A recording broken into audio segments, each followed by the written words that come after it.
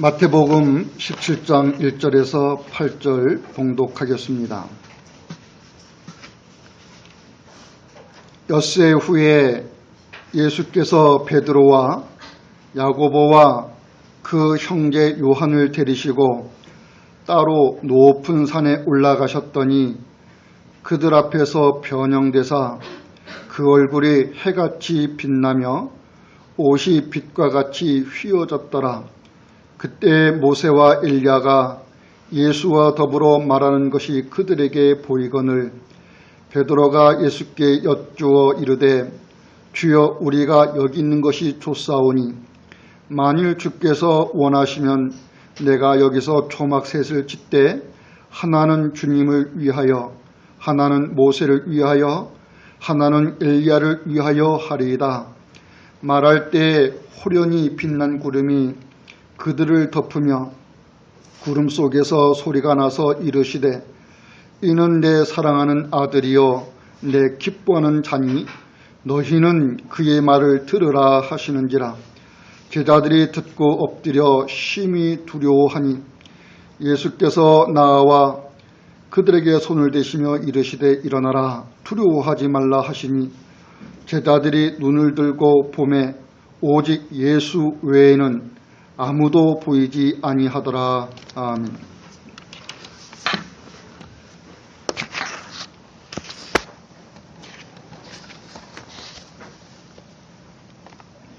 예수께서 베드로의 신앙 고백이 있은 직후에 자신이 예루살렘에 올라가서 죽음을 당하실 것 그리고 부활하실 것을 예고해 주셨었습니다. 그리고 예수께서는 자신을 따르매는 제자들에게 자기를 부인하고 자기 십자가를 지고서 쫓을 것을 권면하셨습니다. 이러한 일이 있은 여러 날 후에 예수께서 12제자 중에서 베드로, 야고보, 요한 이 3명의 제자를 데리고 어떤 한 산에 올라가셨습니다. 우리는 그 산의 이름을 변화산 이렇게 부릅니다. 예수께서 이 산에 오르셔서 변화산이라고 이름이 붙여진 데서 알 수 있듯이 예수께서 이 산에서 하나님의 크신 영광을 나타내 보이시기 위해서 자신의 모습을 이렇게 변화시키는 일을 하셨던 것입니다. 그 변화의 모습을 보면요, 얼굴이 해같이 빛나고 그 옷이 휘어져서 이렇게 광채가 빛나는 이런 모습으로 표현을 하고 계십니다. 우리는 본문을 통해서 예수께서 왜 이러한 일을 하셨을까라고 하는 것에 관심을 가져야 되는 거죠.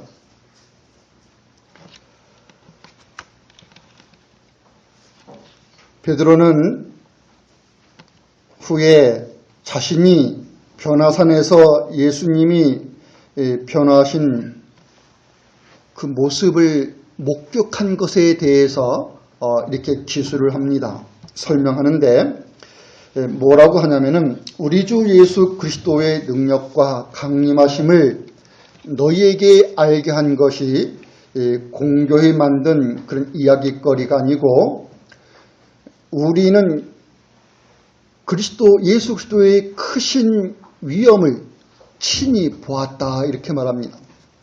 그리고 지극히 큰 영광 중에서 들리는 소리를 들었는데 이는 내 사랑하는 아들이요 내 기뻐하는 자라 이러한 말씀이 있으셨다는 거예요.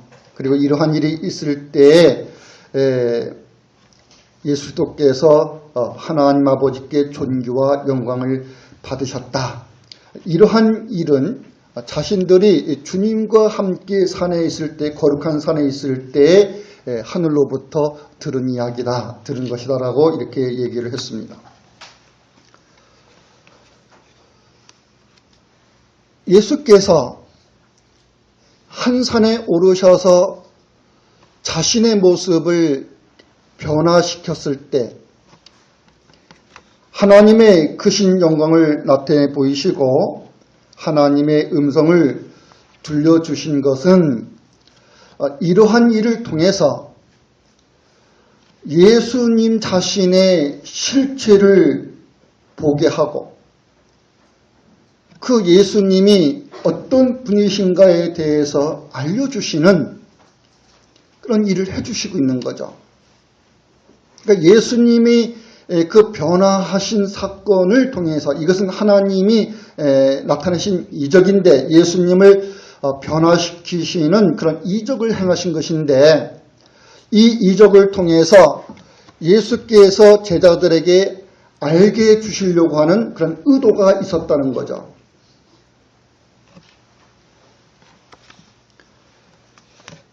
예수님이 제자들 앞에서 얼굴이 해같이 변하셨습니다.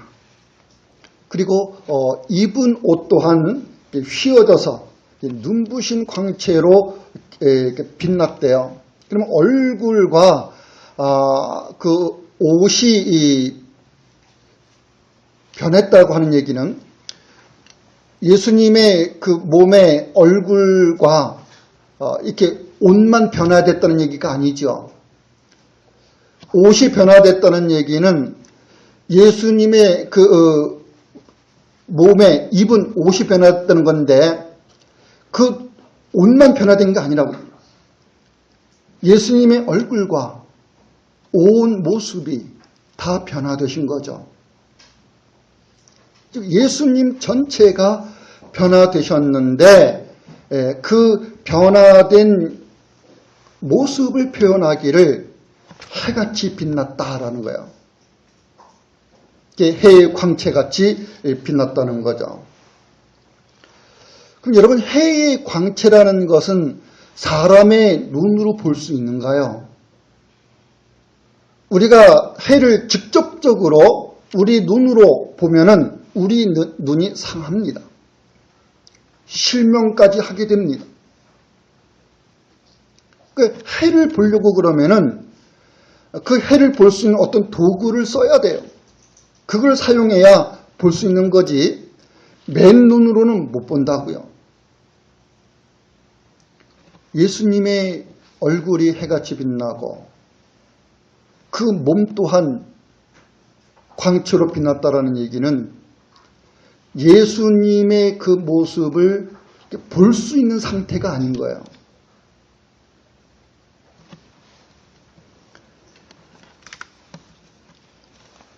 예수께서는 그러한 모습으로 변화되시는 것에서 근데 베드로가 야고보와 요한이 변화되신 그 예수님을 몰라보는 게 아니죠. 변화되신 예수님을 볼 수 있는 눈이 아닌데 예수님을 알아보는 것, 이것 또한 이적인 겁니다.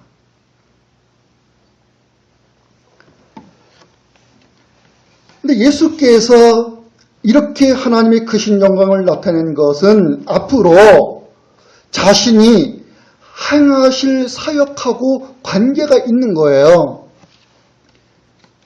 우리는 이러한 사실을 하나님의 지극히 크신 영광으로 변형하신 예수께서 자신의 곁에 두었던 두 사람 모세와 엘리야와 함께 나눈 이야기의 내용에서 알 수가 있습니다. 누가복음 9장에 보면요, 이 마태가 기록한 것과 동일한 이야기를 하고 있습니다. 마가복음에도 있고 누가복음에도 있는데 누가복음에는 좀 더 자세하게 설명합니다. 근데 거기에 이렇게 얘기를 합니다. 영광 중에 나타나서 장차 예수께서 예루살렘에서 별세하실 것을 말씀할세. 별세한다는 게 뭐예요? 예루살렘에서 별세한다. 예수께서 예루살렘에서 죽으실 것을 이야기하셨다고 하는 거죠. 그러니까 예수님 자신의 죽음에 관하여 예수님과 모세와 엘리야 이 세 분의 그 이야기 나누는 대화가 있었던 거예요. 예수께서는 제자들과 함께 산에 오르시고 기도하는 중에 마태복음에서보다 아까 누가복음에 좀 더 자세히 설명됐다고 그랬습니다. 거기에 기도하시는 중에 변화 또는 변형되셨는데 하나님이 그 택하신 백성들의 구속을 위해서 자신을 보내신 아버지 뜻에 순종하는 그렇게 자신을 들어갈 것을 기도하는 거죠. 그리고 자신을 따르는 제자들에게 자신을 통해서 이루실 그 구원이 어떤 것인가 라고 하는 것을 미리 선취적으로 또는 선험적으로 이게 미리 취하고 미리 겪는다는, 미리 경험한다는 거죠. 예수님이 예루살렘에 올라가서 죽음을 당하실 것이 예수님에게 어떤 일을 가져오게 될 거냐라고 하는 것을 미리 맛보여주는 또는 미리 알게 해주시는 일을 하고 있는 거예요. 그래서 제자들이 자신의 존재에 대한 이해를 갖게 하고 예수님을 믿는 믿음을 올바른 이해 속에서 갖게 하기 위한 거죠. 그리고 그에 대해서 하나님 아버지의 응답이 있었는데 그 응답은 예수님을 설명하는 거였어요.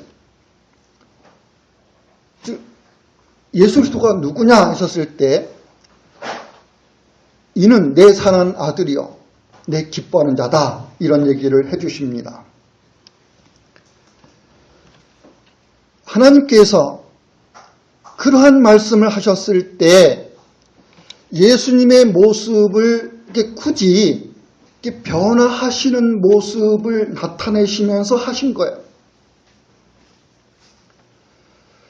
예수님을 변화시키지 않고서도 하늘에서 음성이 하나님이 들려주시는 음성이 있을 수 있잖아요.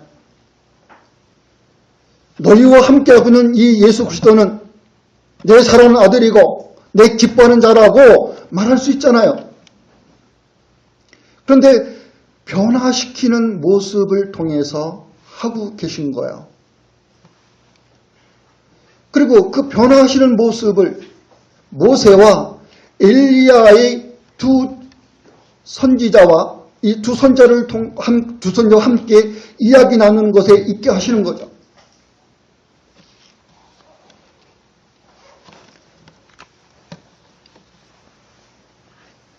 예수님이 누구신가 할 때 이는 내 사랑하는 아들이다. 즉 하나님 자신의 아들이다 이렇게 말하는 거죠. 내 아들이요. 그리고 이가 내 기뻐하는 자다. 내가 예수 그리스도를 세상에 보낸 아들을 세상에 보낸 그 뜻을 받들어서 수행해 나갈 아버지의 뜻을 이룰 그 기뻐하는 자라, 하나님 아버지께서 기뻐하는 자라는 거예요. 이것을 예수님의 변화의 모습 속에서 말씀해 주신 것은요.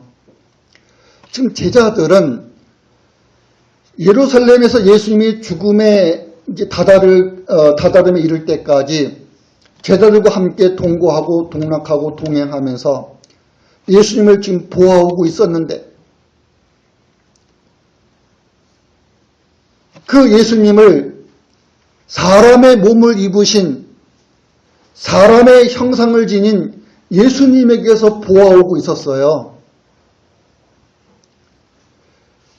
근데 사람의 몸을 입으신 사람의 형상으로 있는 그 예수께서는 우리가 하이델베르크 교리문답에서 계속해서 배우면서 듣는 것인 참 사람이요, 참 하나님으로서 우리의 구원을 위하여 중보자가 되신다는 거였습니다.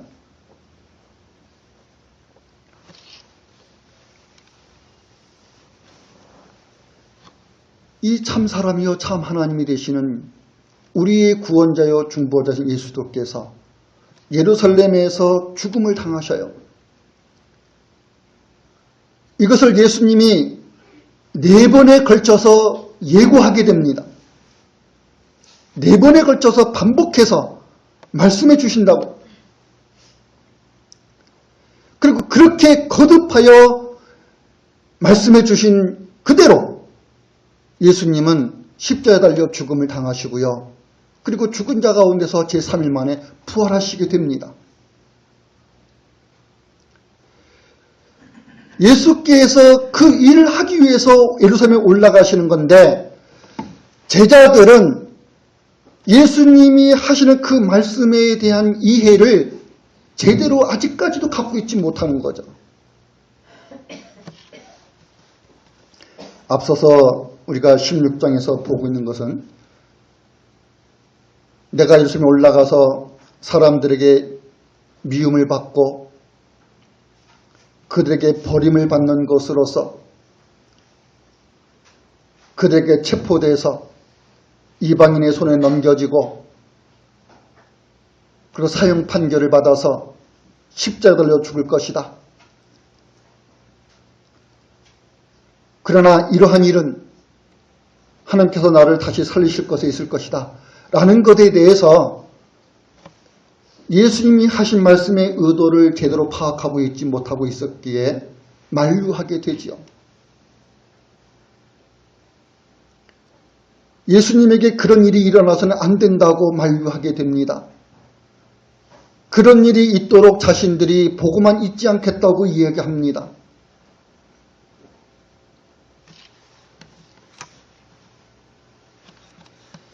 제자들이 아무리 만류해도 예수께서는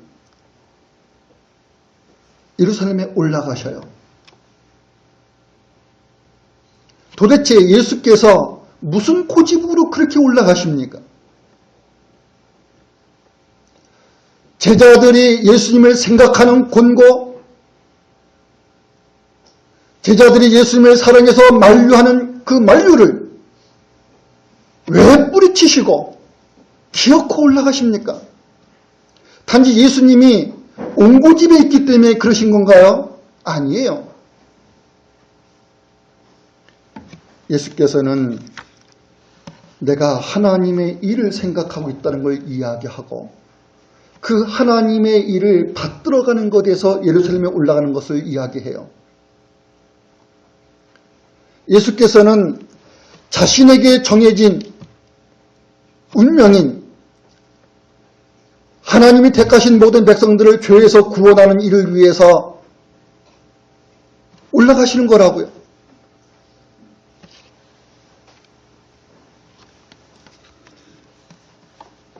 그러한 예수께서는 죽음에 있게 되는 그 예수님은 참 사람이요 참 하나님이십니다. 온 세상의 구원자가 되시고 그 구원을 위한 중보자가 되시는 분이십니다. 그를 따르는 제자들은요, 그 예수 그리스도와 함께 하늘의 영광을 기업으로 받을 사람들이에요. 예수님은 그러한 자신을 변화하시는 모습을 통해서 드러내셔요. 이제까지 볼 수 없었던 예수님의 모습에 변화된 모습이라는 것은 제자들이 여태까지 볼 수 없었던 모습이라고요. 사람의 몸, 사람의 형상으로 가려져 있던, 사람의 눈으로는 볼 수 없었던 하나님의 크신 영광, 이 모습을 나타내 보이십니다. 예수께서는 전에 세례를 받으실 때, 요한에게 물 세례를 받게 될 때 성령이 비둘기같이 임하시면서 하늘에서 들리는 음성이 똑같은 얘기가 있었죠. 이는 내 사랑하는 아들이요 내 기뻐하는 자다. 나의 사랑하는 아들이 내 뜻을 다 이룰 것이다. 그래서 예수께서 나의 기쁨이 될 거라고 하는 그 이야기를 하셨었어요. 예수님이 세례를 받으실 때. 베드로가 너희들은 나를 누구라고 생각하냐 하셨을 때 그런 주님의 물으심에 주님은 그리스도이시고 하나님의 아들이라고 고백했었습니다. 이렇게 고백한, 하나님이 알려주시고 베드로가 고백했던 예수 그리스도의 그 실체, 그 정체, 그리스도이시며 하나님의 아들이라고 하는 이 예수님의 이 실체를 하나님께서는 하나님의 크신 영광의 모습으로 있게 하는 걸 통해서 제자들에게 그 확신에 있게 하시고 그 깊은 신뢰 있게 하시는 거예요.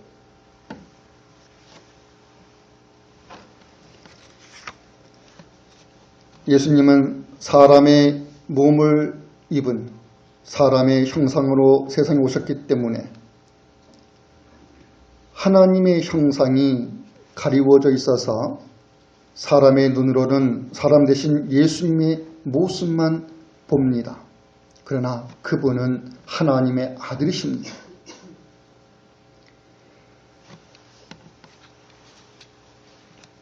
예수님의 변화하신 그 모습에서 사람의 그 형상의 그 실체인, 사람의 몸을 입으신 그 예수님의 그 실체인 하늘의 그 영광의 모습을 지금 나타내고 계신 거라고요. 그래서 예수님은 하나님의 아들로 보냄을 받은 분이라고 하는 이 존재성을 확연하게 드러내 보이시고 제자들이 가졌던 그 신앙 고백 그대로 예수님은 그리스도시며 하나님의 아들로서 제자들의 믿음을 견고히 세워주시는 일을 하게 됩니다. 우리가 그 누가복음에서 보면은 그때의 그 상황에 대해서 어떻게 표현을 하냐면요. 제자들이 예수님과 더불어서 세 명의 제자가 예수님과 더불어서 산에 올라가셨을 때 이들은 처음부터 예수님의 모습을 이렇게 목격하는 게 아니고 피곤해서 그 잠을 이기지를 못해요. 그래서 이렇게 조는 거죠. 조는 중에 예수님과 그리고 모세와 엘리야가 함께 이야기를 나누는 것을 이렇게 퍼뜩 보게 되는 거예요. 예수께서 기도하시는 중에 변화하셨고 예수께서 기도할 때 제자들은 피곤을 이기지 못해서 잠자고 있는데 그들이 예수께서 모세와 엘리야와 대화하는 모습을 퍼뜩 보게 되고 자 이랬을 때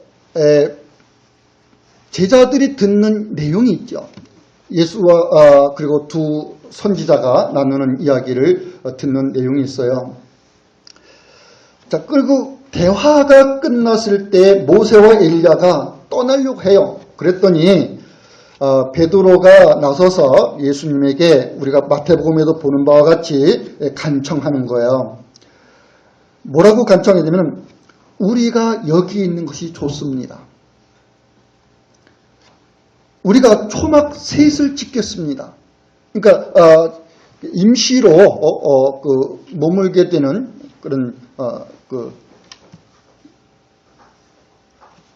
어떤 나뭇가지라든지 여러 가지를 사용해서 이렇게 임시로 짓게 되는 그런 초막집. 그러나 이 초막집을 주님이 머물 집이고 모세가 머물 집이고 엘리야가 머물 집으로 말하게 되죠. 그래서 우리가 초막 셋을 짓되 하나는 주님을 위해서 짓겠고 또 하나는 모세를 위해서 짓겠고 또 하나는 엘리야를 위해서 짓겠습니다. 자, 그러니 여기서 머물러 우리와 같이 있죠. 우리와 같이 사시죠. 이런 얘기를 하는 거예요. 이것은 지금 떠나보내고 싶지 않은 거죠. 모세와 엘리야를 떠나보내고 싶지 않은 거죠. 이곳에서 언제까지나 살았으면 하는 그런 강한 욕망이 일어나고 있습니다. 그러기 위해서 주님과 두 분의 선지자가 머물 수 있는 처소를 마련해야겠다는 그런 마음을 품습니다. 그래서 우리가 여기서 살면 정말 좋겠다고 하는, 그렇게 할 수 있도록 초막셋을 지을 수 있도록 허락해달라, 이런 얘기를 베드로가 했어요. 베드로의 이 말을 마가나 누가는요 이렇게 얘기합니다. 이는 저희가 심히 무소함으로 자기가 무슨 말을 하는지 알지 못함이더라. 또는 자기 하는 말을 자기도 알지 못하더라. 이것은 베드로가 아무런 의식 없이 내가 무슨 이야기를 하는 건지에 대한, 나도 내가 하는 말을 나도 모르겠다, 지금 이런 뜻으로 이렇게 말씀하고 있는 게 아니고, 베드로가 모세와 엘리야가 떠나려고 하니까 지금 무슨 말을 해야 좋을지를 모르고 있는 거죠. 그래서 불쑥 나와서 하는 말이, 제가 초막셋을 지을 테니까 여기서 우리와 같이 살죠. 여기서 지내는 것이 좋사오니 여기서 같이 지내죠. 지금 이렇게 얘기했다는 거죠. 자, 그러한 베드로, 그리고 그 제자들 앞에서 예수께서 하늘로부터 들려주시는 음성에 있게 하시는 거예요. 구름 속에서 다음 같은 음성을 들려줍니다. 이는 내 사랑하는 아들이고 내 기뻐하는 자다. 그래서 너희는 저의 말을 들으라. 예수께서 하시는 말씀을 들으라. 그런 얘기죠. 여러분, 모세와 선지자가 왜 등장할까요? 모세와 엘리야가 왜 등장할까요? 모세라는 선지자, 엘리야라는 선지자가 지금 뭐 때문에 예수님과 함께 대화를 나누는 이 모습으로 등장하고, 이 모습을 베드로와 야고보와 요한 3명의 제자에게 보여주고 있느냐라는 거죠. 모세와 엘리야는 모두 구약의 선지자들입니다. 구약시대에 활동했던 선지자입니다. 구약에 많은 선지자가 있잖아요. 여러분이 모세와 엘리야만 아나요? 더 많은 사람의 이름을 알지요. 근데 이 두 사람의 이름이 지금 두 사람의 존재만 지금 등장하고 있어요. 비록 두 사람의 선지자가 존재하지만 구약시대에 하나님의 일을 맡아서 활동했던 모든 선지자를 대표하는 겁니다. 모세는 율법을 이스라엘 백성들에게 전달하는 그 율법의 그 수요자에 있어서 그 대표자가 돼요. 하나님으로부터 율법을 받아서 이스라엘 백성들에게 전해주고, 그 율법에서 말씀하기는 하나님의 말씀을 너희들이 듣고 따르라,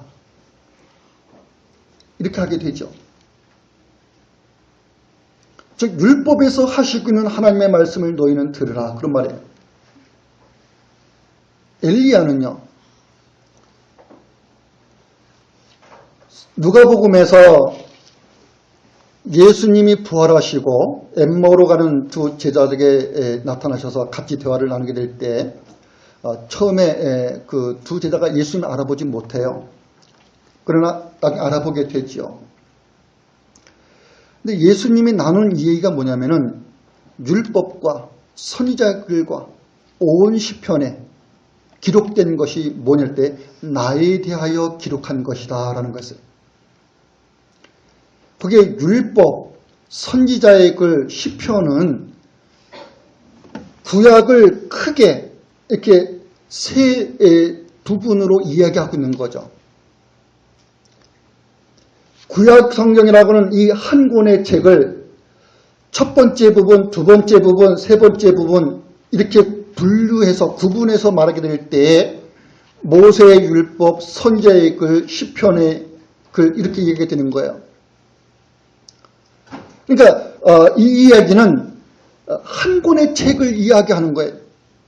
즉 모든 구약 성경에서 해주시고 있는 말씀, 그 이야기가 누구냐 있었을 때 나에 대해서 해주시고 있는 이야기였다라는 거죠. 그와 같이 지금 모세와 엘리야가 등장하는 것은 모든 율법에서 그리고 모든 선자가 쓴 그 글에서 해주시고 있는 이야기, 이것이 오고 가고 있는 거예요. 누구와요? 예수님과 더불어. 근데 그 예수님은요, 모세의 율법과 모든 선자의 글에서, 즉 구약 성경에서 말씀해 오셨던 그분, 그 예수 그리스도가 함께하고 있는 거죠. 근데 그 내용이 뭐냐면은 예수님이 별세하실 것, 예수님이 죽으실 것, 여기에 대한 이야기였다 그 말이에요.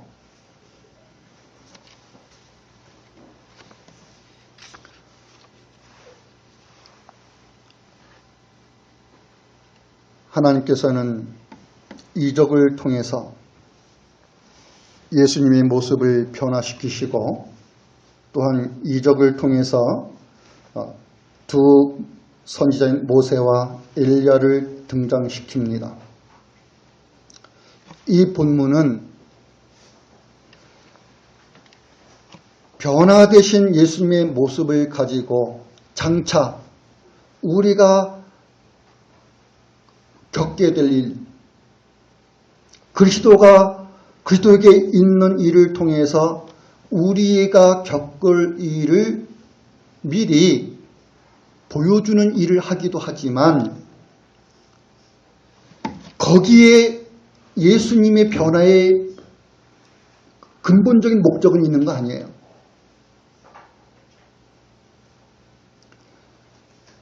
우리의 부활이 어떨 거냐? 거기에 대한 어떤 자세한 이야기를 해주기 위해서 있는 것이 아니고 예수님의 그 하나님의 그 크신 영광의 모습으로 예수께서 있는 것을 통해서 예수님의 죽음이 가져올 일을 이야기해 주시는 것인데, 그러기 위해서는 예수께서 예루살렘에 올라가서 죽음을 당한다는 것에 대해서 제자들이 알고 거기에 대한 인식을 가져야 되고, 그럼 예수님을 따르는 것에서 자신들이 쫓음 있고 그래야 된다고요.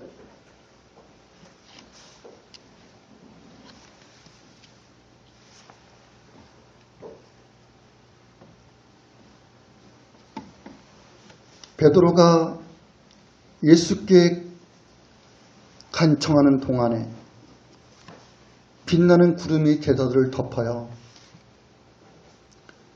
구름이 이렇게 등장하는 것은 그 예수님의 그 영광의 모습이 임재하시는 것에 대한 그런 그 어떤 그러니까 현현이라 현현 또는 신현. 예수님이 재림할 때 이런 얘기 하죠. 각 사람이 재림하시면 예수님 볼 거다. 근데 어떤 예수님 볼 건데 그분은 구름을 타고 오실 것이다. 예수께서 구름을 비행기 삼아가지고 타고 온다 그런 뜻은 아니잖아요. 손오공 모양으로 소설에 나오는 그런 손오공 모양으로 비행기를 마치 스노보드 타고 내려오듯이 그렇게 온다는 얘기가 아니잖아요. 구름을 타고 오시면은 스노보드 타고 온다는 얘기도 얼마든지 되는 거죠. 근데 구름을 타고 오실 것이다 라는 얘기는 예수님이 재림하실 것인데 그 하늘에 있는 그 구름이라는 것을 사용해서 예수님이 실제 임하신다 그 말이에요. 사람의 눈으로 보이게, 사람이 눈으로 볼 수 있게 가시적으로, 각연적으로 볼 수 없게 임하는 게 아니고 볼 수 있게 임한다. 모든 사람의 눈이 볼 수 있게 임한다라는 거죠. 근데 그게 영광 중에 임하신다 그 말이에요. 구름 속에서 들려오는 음성이 있었습니다. 이는 내 사랑하는 아들이고 내 기뻐하는 자다. 너희는 저가 하는 말을 들으라. 지금 이것 때문에 예수님의 변화 사건이 있는 거예요.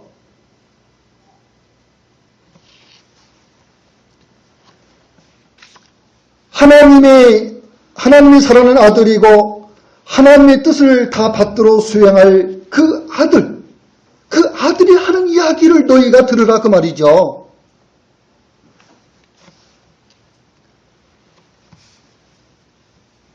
하나님이 예수를 세상에 보내셔서 변화산에서의 이적을 통해 예수께서 그리스도로서의 죽음의 고난을 당하실 것이고 그 후에 받으실 하늘의 영광과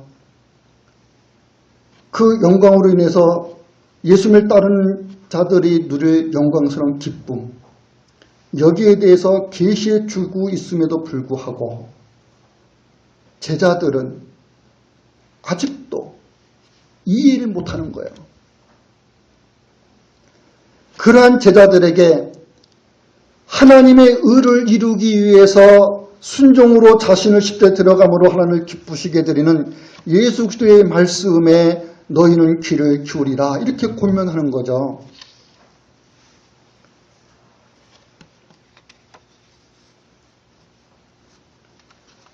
우리가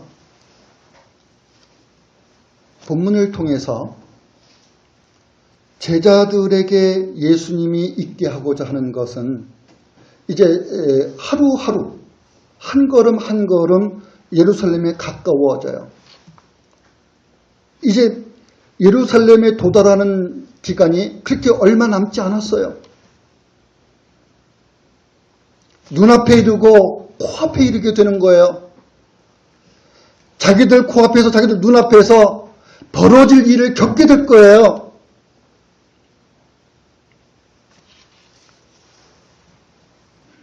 그러한 제자들이 예수님을 그 뒤를 따라가면서 예수님에 대해서 무슨 생각을 가지고 있어야 되고 무엇을 알고 있어야 되느냐 말이죠. 예수님은 처음부터 많은 사람의 대속물이 되시기 위해서 세상에 오셨습니다. 많은 사람들을 죄에서 구원하기 위해서 자신의 몸을 희생제물로 드리는 것으로 오셨습니다. 여기에서 벗어난 일이 없는 거죠. 예수님의 전 생애에서 예수님의 생애가 공생일 때 3년 6개월 얘기가 되지만은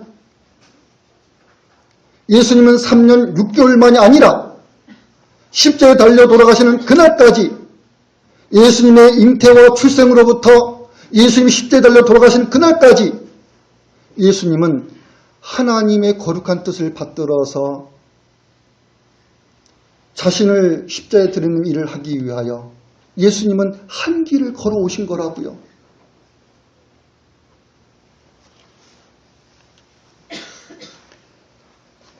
그리고 예수님은 그러한 자신을 제자들에게 알게 해주시고 그 이해 있게 하는 일을 계속하고 있는 거예요.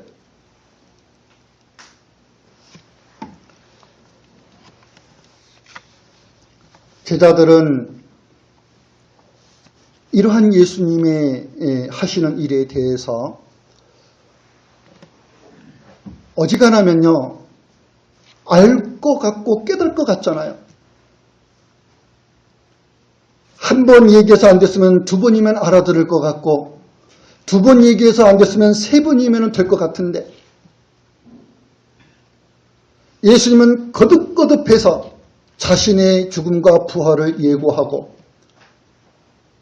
변화산에서 자신의 모습을 변형하시는 모습을 나타내시며, 모세와 엘리야가 나누었던 이야기, 자신에 대한 이야기를 제자들에게 보여주시고, 그 선자들이 말했던 자신의 죽음에 대하여 제자들의 믿음이 있도록 예수께서는 그렇게 이야기하시고 계신 거예요. 이러한 제자들이 비로소 과연 예수님은 하나님의 아들이시고 그리스도이셨구나. 과연 예수 그리스도는 하나님의 의를 이루기 위해서 십자가에 달리셨구나. 과연 예수께서는 십자가에서 하나님 아버지의 뜻을 다 이루셨구나. 이것을 비로소 깨닫는 때가 언제인지 아십니까?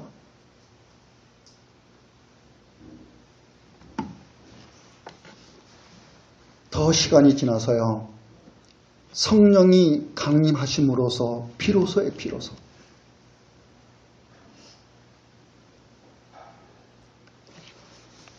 이러한 제자들은 자신 안에서 성령이 예수 그리스도를 증언하는 일을 하게 하는 그 증언에 의하여 예루살렘 온 유대 사마리아 땅 끝이르기까지 하나님의 복음을 말하고 예수를 증언하는 자로 살아가죠.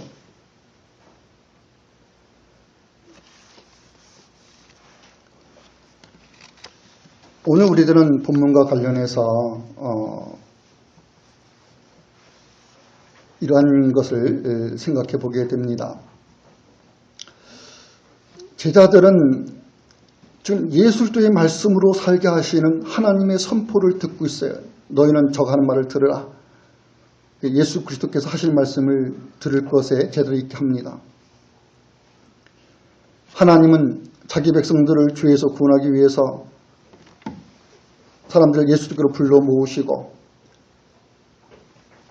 예수께 믿음이 있도록 은혜의 수단으로 작용하는 것이 뭐냐면은 예수께서 이루신 십자가의 구속과 그로 인해서 받으신 하나님의 영광의 진리, 이것이 기록된 말씀의 하나님의 말씀, 성경이죠.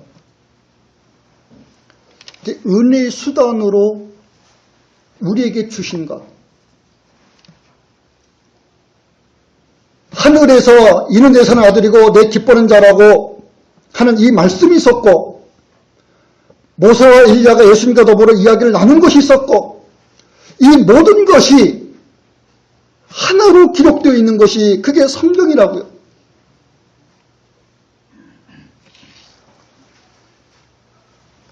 우리는 이 진리에 귀를 기울여 나가야죠.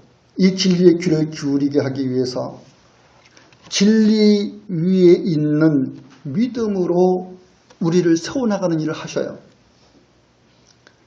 그러니까 진리와 상관없는 믿음은 있을 수가 없는, 만약에 진리하고 상관없는 믿음이면요, 그건 맹신이 되고 광미심이 되는 거예요.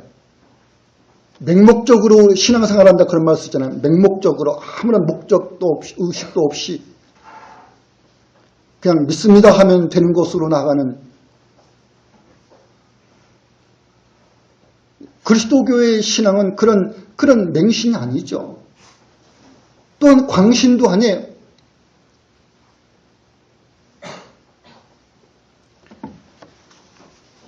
누가 말하기를 그리스도인을 저 사람은 광신도야,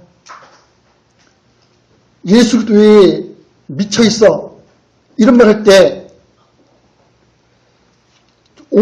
오직 예수 안에서 살아가는 이 믿음을 저들이 이해를 못해서 그런 말을 할 수가 있어요. 오직 예수의 사람, 그것밖에 모르는 거죠. 그러니 사람들이 저 사람은 광신도에 있었을 때 오직 예수만 아는 사람, 이렇게 사용할 수도 있을 거예요.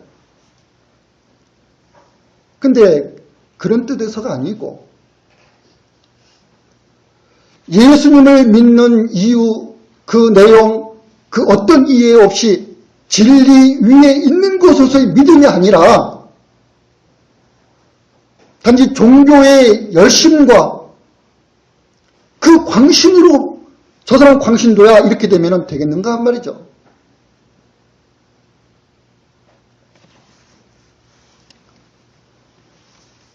바울은 사람들에게 전도할 때 십자가의 도 외에는 어떤 것도 내가 말하지 않기로 작정했다.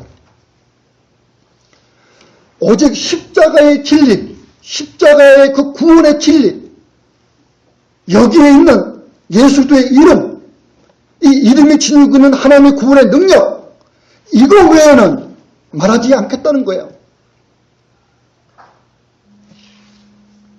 무슨 얘기인가요? 사람들에게 전해지고 사람들이 들어야 할 진리, 이거는 십자가의 도, 이것뿐이라는 거죠. 이거 외에 다른 것이 진리로 존재하면 다른 것을 얼마든지 전하겠는데, 이거 외에는 다른 것으로서는 진리가 존재하지 않아요. 즉 생명을 얻는 구원으로 존재하지 않아요. 죄에서 구원 얻는 진리로 존재하지 않아요. 그러니 오직 이것만을 내가 말하겠다. 하나님께서 사람들을 구원하는 능력을 이 진리 외에는 주신 일이 없고, 그렇게 이거 외에는 내가 결코 이 진리를 전하는 것 외에는 결코 다른 어떤 것으로도 전하는 일을 하지 않겠다고 하는 이 바울이 자기의 심정을 그렇게 밝힌 적이 있습니다. 그 말은요, 사람들에게 예수 믿으세요, 사람들이 예수 믿으세요 했을 때,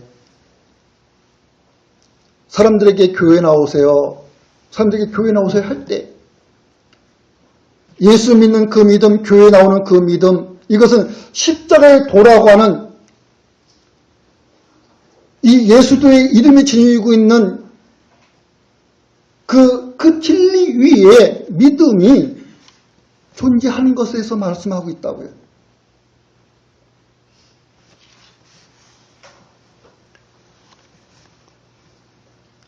사람들이 바울이 전하는 십자가의 도를 듣고서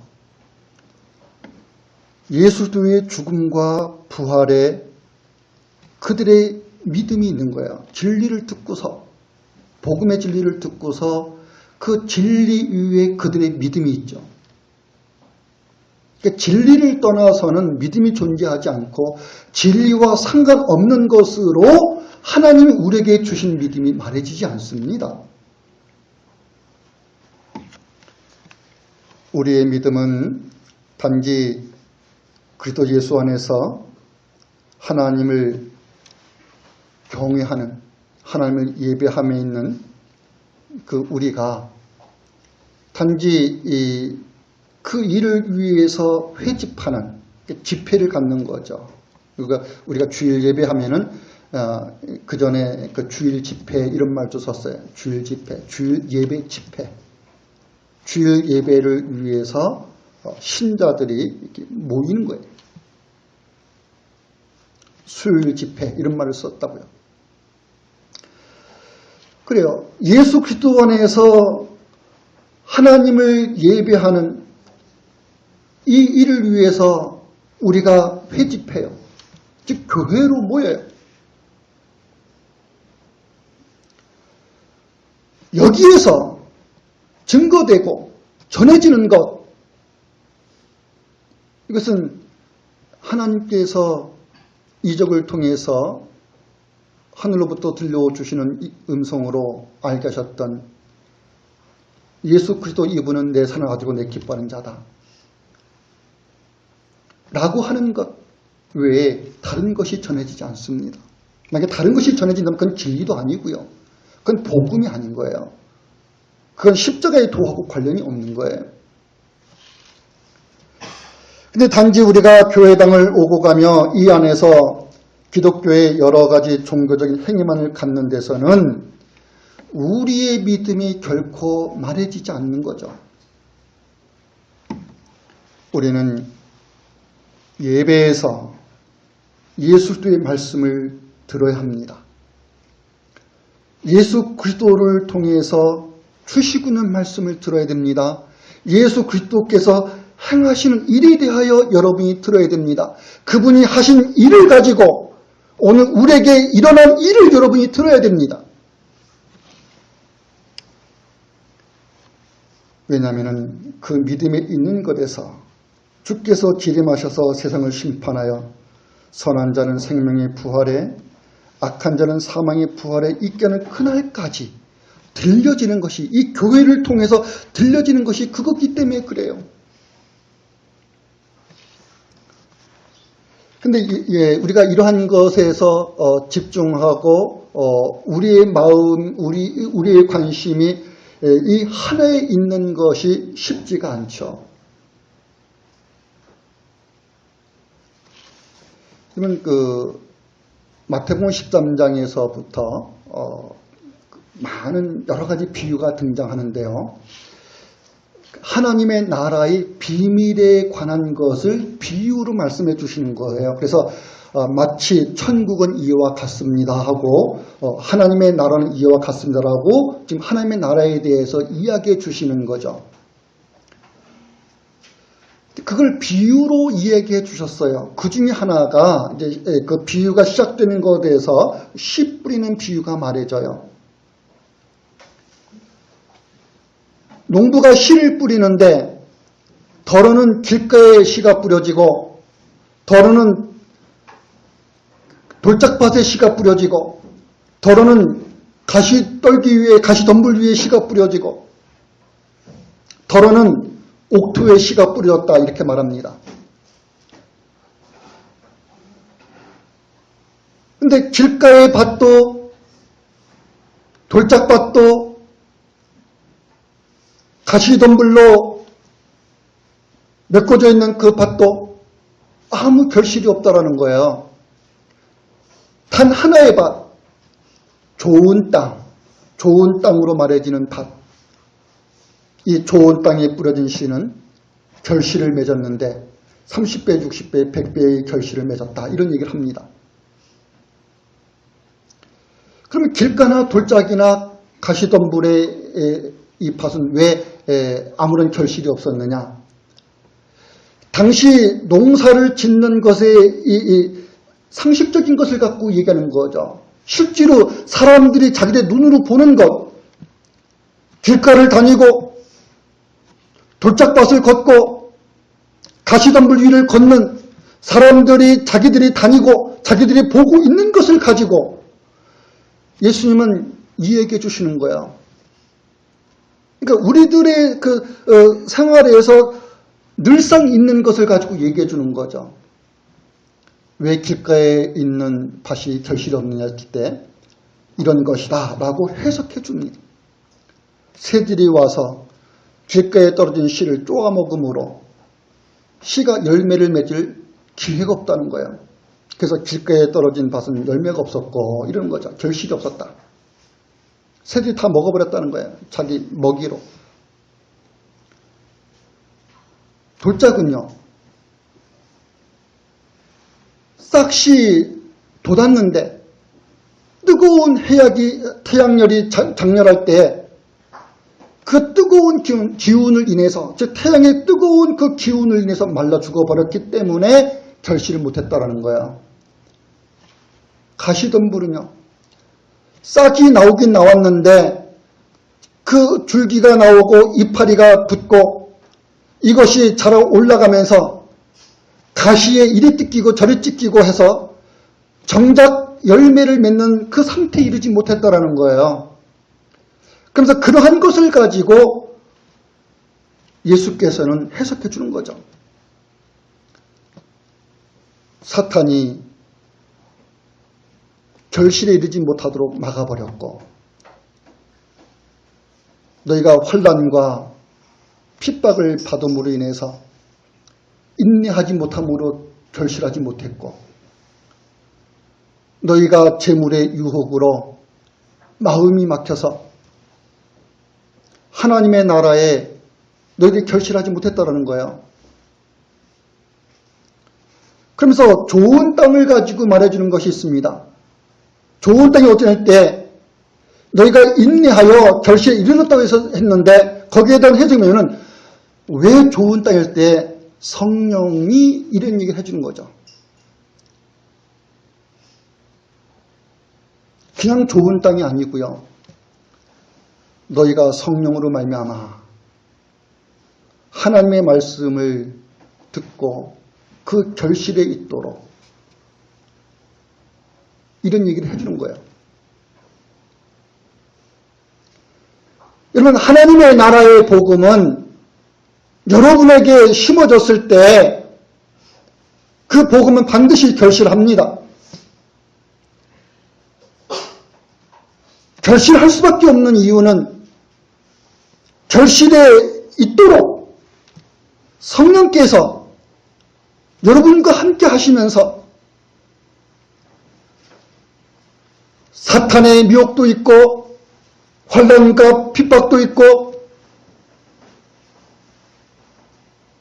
재물을 비롯해서 여러 가지 유혹이 있을 수 있고, 이런 모든 것이 있을지라도 그 모든 것으로부터 참음으로 인내하여 결실에 있게 하시는 그 성령님의 역사를 이야기해 주시고 있어요. 그러면 이런 얘기를 통해서 해주시는 건요, 결실이라고 하는 것에서 성령이 이렇게 너희들 결실하게 하니까 너희들은 어떠냐라고 했었을 때, 뭐 때문에 사탄이 와서 먹어버렸다든지 새들이 와서 먹어버렸다든지 환난과 핍박과 재물의 유혹, 이런 것을 뭐 때문에 얘기해 주겠어요? 진리 위에 우리의 믿음이 쓴다는 것은 그런 것 속에서 믿음이 서가는 거라고요. 그런 것 속에서. 길가라고 하는 그 다져진 그 길 위에서 사람들이 밟고 다녀서 씨가 들어갈 수 없는 그 단단해진 단단해진 길 그 위에서 사탄이 먹이를 찾기 위하여 온 세상을 두 눈 부릅뜨고 날아다니면서 그 새들이 얼마나 눈이 밝아요. 그 높은 공중에서 자기 먹을 것을 보는 거 아닙니까? 그러한 것이 있고 환난과 핍박이 있고 재물의 유혹이 있고 여러분들이 누릴 수 있는 온갖 육체의 향락과 쾌락이라는 것이 존재하는 그 속에서 하나님의 말씀이 하나님의 나라의 결실에 있는 거라고요.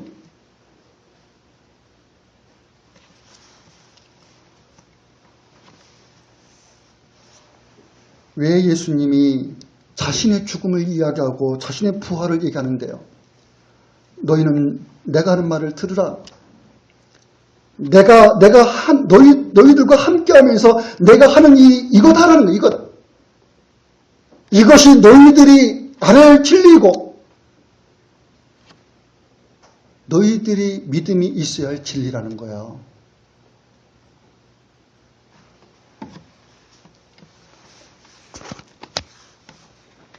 하나님께서 여러분을 하나님의 나라의 그 영광에 있도록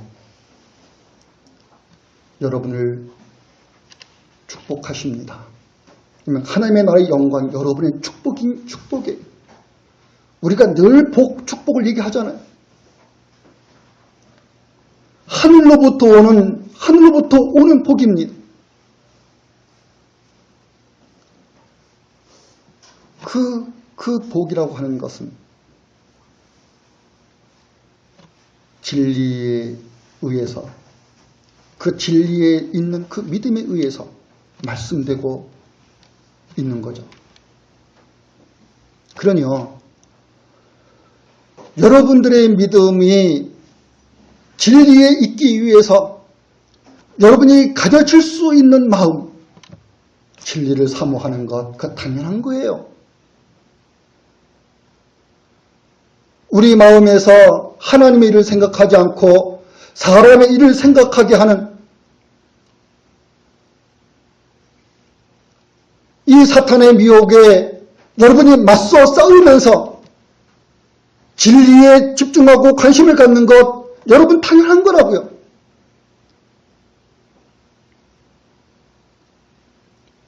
하나님의 나라의 결실에 있지 못하도록 여러분에게 있을 수 있는 온갖 회방, 여러분의 믿음이 진행해 나가지 못하도록 가로막는 그런 장애, 여러분의 일상에서 늘 있는 겁니다. 근데 그런 것 속에서 여러분들은 보는 게 뭔가요? 예수의 죽음, 그 죽음으로 있게 되는 하나님의 크신 영광. 이것을 여러분들은 이미 선취했고 이미 선언했다. 선언했다 그 말이에요. 여러분 그 요새 발달한 게 동영상이잖아요. 옛날에는 꿈도 못 꾸죠.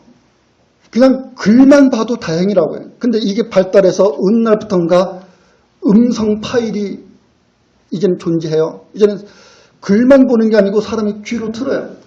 이제는 더 발달해가지고 이제는 영상으로 봐요. 영상으로.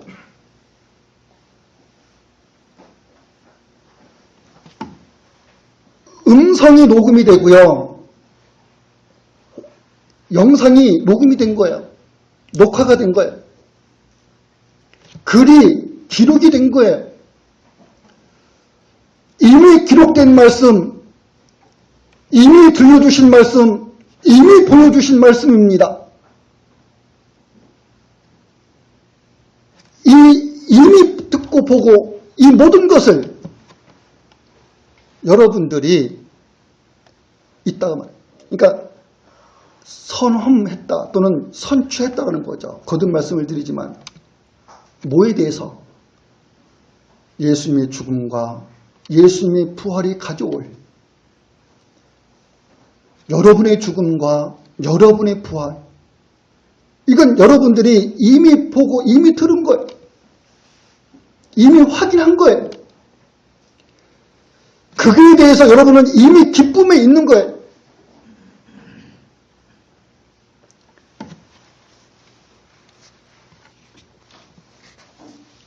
여러분들은 언제나 예수의 죽음과 부활에 여러분의 믿음을 두고 삽니다. 그 믿음이 여러분을 세상부터 이기게 합니다. 그 믿음이 여러분을 구원하여 영생에 있게 합니다. 그래서 이 모든 것을 여러분들이 지니고 있고 내가 듣고 본 이 기쁨에서 있기 때문에 진리를 사모하고 그 갈망 속에서 나의 믿음을 돌아보고 내가 믿음으로 살아가려고 하는 이런 일들은 참으로 지극히 당연한 거죠. 근데 우리가 이 일을 하지 않는 것을 이상히 여겨야 되는 거예요. 우리가 그 일을 하지 않는 것을 부끄럽게 여겨야 되는 거예요. 내가 복음이 자랑스러워하고 내가 복음을 부끄러워하지 않는 것,